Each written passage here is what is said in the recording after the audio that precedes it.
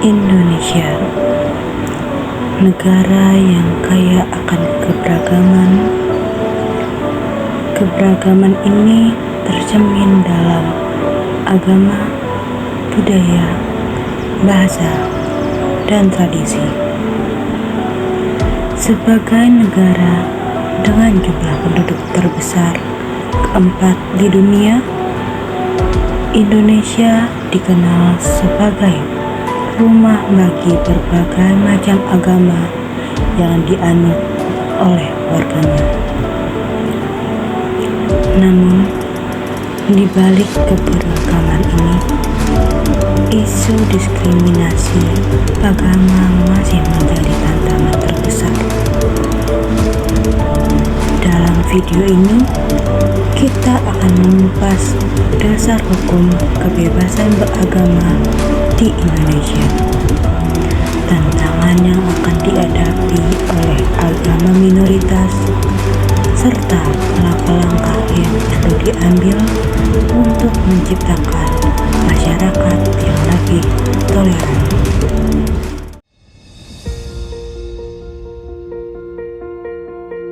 Kebebasan beragama di Indonesia diatur dalam Undang-Undang Dasar 1945.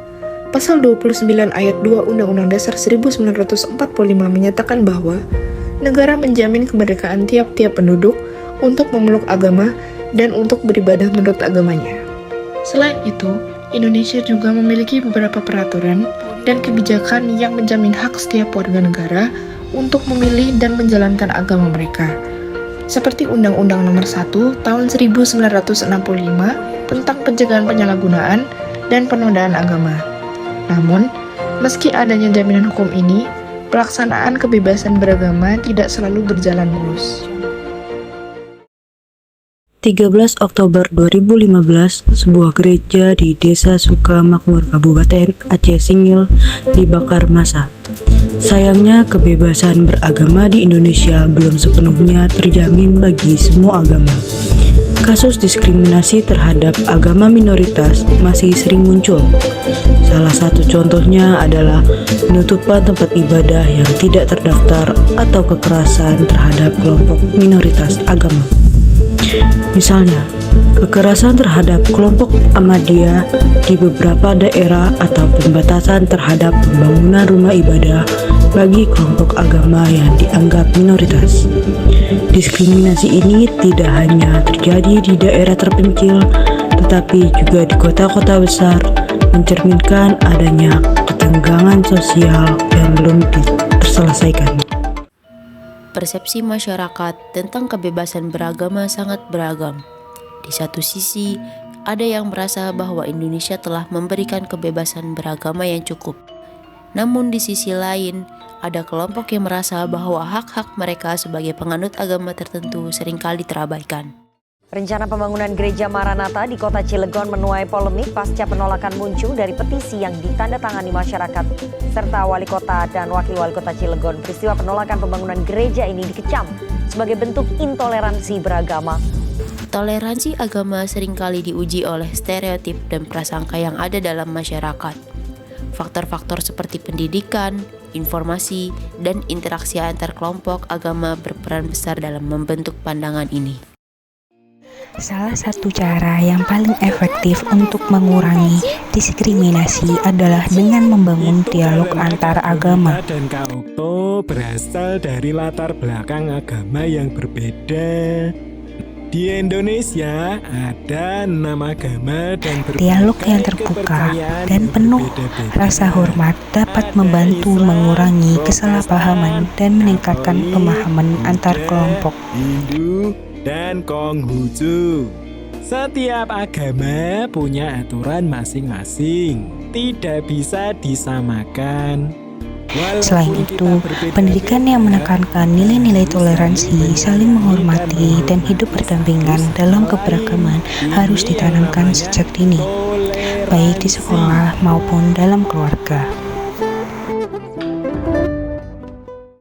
Meskipun sudah ada langkah-langkah positif, tantangan terhadap kebebasan beragama masih tetap ada.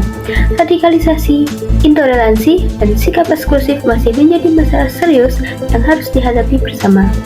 Selain itu, ketidakadilan dalam penegakan hukum, ketidakpastian dalam peraturan daerah yang diskriminatif, serta pengaruh politik yang memperburuk hubungan antar agama menjadi faktor yang menghambat terciptanya kebebasan beragama.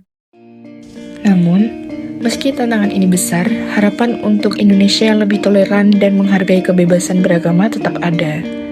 Melalui pendidikan, kesadaran masyarakat, serta peran aktif pemerintah dan organisasi keagamaan, kita dapat menciptakan ruang yang lebih aman bagi semua kelompok agama untuk hidup berdampingan secara harmonis.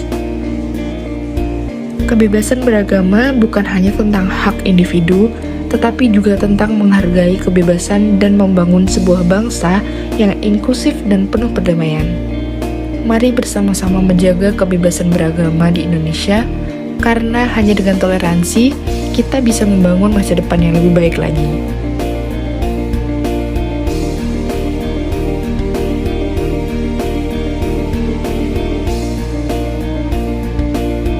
Keberagaman adalah kekuatan, toleransi adalah kunci. Kebebasan beragama adalah hak kita semua. Terima kasih telah menyaksikan video ini. Mari bersama-sama menjaga kebebasan beragama, menghadapi perbedaan, Dan membangun Indonesia lebih damai dan toleran. Saya, Gadis Aprilia Ramawati. Saya Muhan Fatul Husna. Saya Felicia Nabil Hasnia. Saya Amelia Putri. Dan saya Andin Aurelia Zara Putri, pamit undur diri. Wassalamualaikum warahmatullahi wabarakatuh.